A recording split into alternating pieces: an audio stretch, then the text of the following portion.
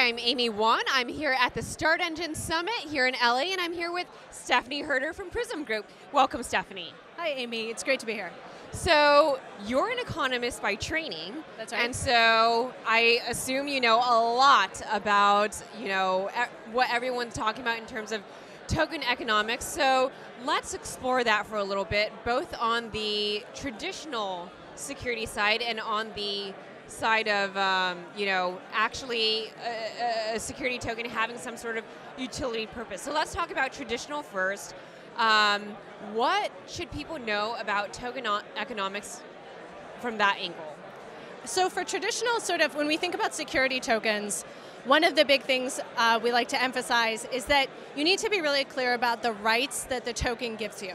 And a great example I like to think about, for example, suppose you wanted to tokenize a piece of art, like you have fine art. Art isn't just about the financial return, right? It's about enjoying the art. And then if you owned a token, you would probably also want some input into what happens to the art. Who does it get sold to? When does it get sold? How much does it get sold for? And so just issuing a token isn't enough. You have to think about the rights and the governance and the other pieces of the platform in order for your token to be useful and valuable. Fantastic. Those are excellent points. How about on the non-security side? Yeah. So if we're thinking about utility tokens, one conflict we see a lot is that people want a token that's used as a means of exchange, but they also want it to go up in price. Right, and these two things are really at a tension. If you're thinking about a token that's just used to buy and sell things, you don't want it to fluctuate in value that much, because then people end up thinking, do I buy this product or service, or do I hold it? Or do I not want to buy your token at all because by the time I go to buy a product or service, it's worthless, right? And so when you're thinking about utility token design or any kind of token design, your token really has to have sort of one point. You can't have a token that does multiple things at once. What are you seeing now in the market, both from the issuer and the investor side, in terms of, is everyone now just tokenizing, traditional equity or debt, or are people still adding utility functions onto the security tokens? What's kind of the state of the market? So I'm seeing a lot of tokenized assets, Okay. Obviously real estate, art, and those I think are particularly interesting. I don't see a ton of projects that actually, as we know, the regulatory process takes a very long time. So I'm interested to see what innovations actually make it to market. So, you mentioned tokenized real estate, and prior to the tokenized real estate industry, there was the real estate crowdfunding industry. Yeah. And one thing that we always saw in that industry is that there's an adverse selection problem, right? A lot of the times, the people approaching you to raise money in this new way are the ones who would not otherwise be able to really raise money. How do we combat that? I think that's a great point. And if you think about, for example, the current state of utility token ICOs, at this point doing an ICO is almost a bad sign. It's sort of like, why couldn't you go out and do a standard equity round? And so I think part of this will come through diligence. If we don't have VCs doing diligence, who do we outsource this to?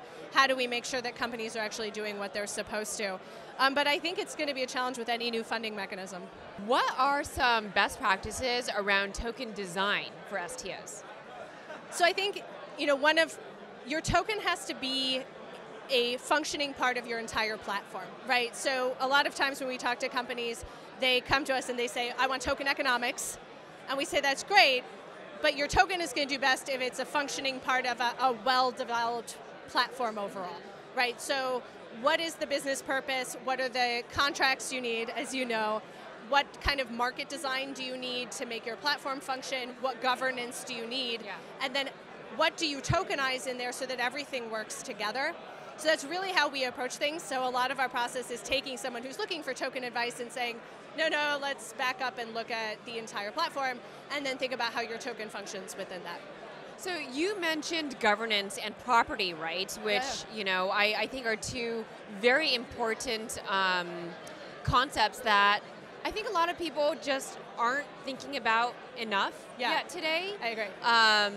Now, when it comes to those things, right, like if I am an art holder and I have a fractionalized piece of real estate or art via a token, and I want to decide what happens to that piece of art or that piece of real estate, it can become very unwieldy to figure out, you know, how I vote for the 500 fractional pieces of art I own, right? So what gives, because in regular democracy, when we want people to vote on stuff, we have a hard time getting a voter turnout, and I feel like the same thing's going to happen here for token governance. I've actually heard this. So last week, we've written a research paper on governance design, and one thing I heard from many, many people is exactly what you're saying, is that we've set up participatory governance and no one votes. And so I think part of this is when you're designing your platform, there's an impetus to just democratize everything. And you're like, we're going to have 25 votes a day, and everyone's going to take, and you have to think really critically about what are the core decisions that you're going to